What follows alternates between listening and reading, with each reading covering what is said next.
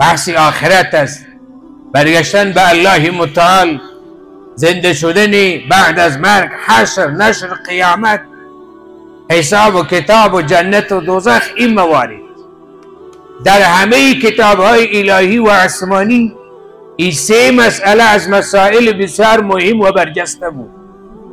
قرآن عظیم الشأن وقتی که نازل شد همچنان هر سه این موارد را قرآن عظیم الشأن تایید کرد.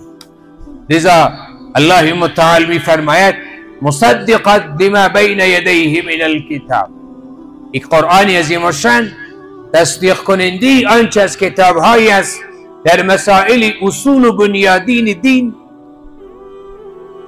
که در کتاب‌های آسمانی قبلی ذکر شده بود. و مهیمنا علیه، این قرآن نسبت به کتاب‌های قبلی کتاب غالب و قوی و حاکم است. قرآن عظیم الشأن غلبه دارد بالای کتاب‌های قبل از خود.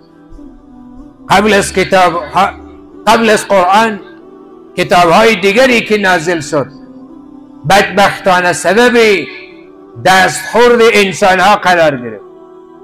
یک تعداد انسان‌ها، یک تعداد از پیشوایان دین بر اساس منافع شخصیشان بدبختانه در کتاب‌های آسمانی قبل از قرآن دست زدند.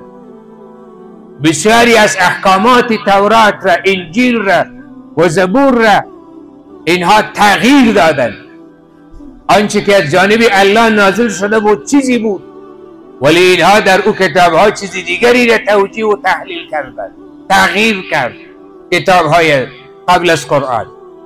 قرآن عظیم الشأن آمد و کتاب‌ها را منسوخ اعلان کرد و این دینی را، پیغمبری را، آیینی را، قانونی را معرفی کرد که به مراتب نسبت به کتاب‌های قبل غالب و حاکم بود.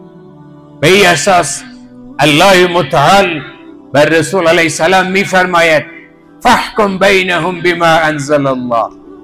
ای رسول علیه السلام، در میان مردم وقتی قضاوت و فیصله می کنی، مسائل مردم را، مسائل حقوقی مردم را، مسائل جزایی مردم را، مسائل خانوادگی و فامیلی مردم را، انواعی از قضایایی که در میان انسانهای مسلمان رخ می دهد، فاحکم بینهم بما انزل الله. مسئولیتی تو پیغمبر علیه السلام همیست که باید در میان مردم بر اساس حکم الهی و هدایت صریح قرآن عظیم الشأن تو باید فیصله بکنی. ولا تتبع عما جاء من الحق ولا تتبع اهواءهم عما جاء من الحق. ای رسول علیه السلام، خواهشات نفسانی دیگران را در برابر قرآن تابعداری و اطاعت نکنی. محترم مسلمانانو، اس امکان ندرلوده چې نبی علیه السلام دی الله تعالی او د قرآن کریم یو حکم پرېښی وي او د دې سربیره د انسانانو د قوانینو تابعداري کړې وي. اس امکان نه درلود. دا چې قرآن کریم کې نبی علیه السلام ته وایي چې د قرآن په خلاف د نورو غوښتنو تابعداري مه کوه، دا زما ستا بندګانو د تعلیم او زده کړې دپاره دي چې موږ تاسو مسلمانان په خپل وخت کې باید د الله تعالی د ټولو قوانینو پابند اوسو. به اندازه یک پلک زدنی چشم هم امکان نداشت.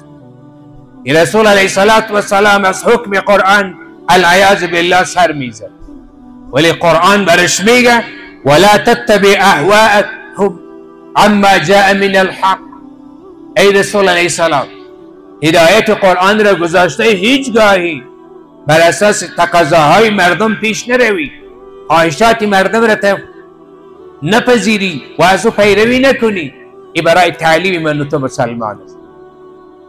امروز بدبختانه ما انسان ها در بسا از مسائل زندگی ما هدایت قرآن را ترک کردیم و رفتیم بدبختانه به مسائل غرق شدیم که اصلا در قرآن و سنت نبوی صلی الله علیه و سلم جا ندارد، ولی من تو مسلمان غرق همچو کارهایی شدیم. دلیل چیست؟ هدایت قرآن را گذاشتیم، خواهشات نفس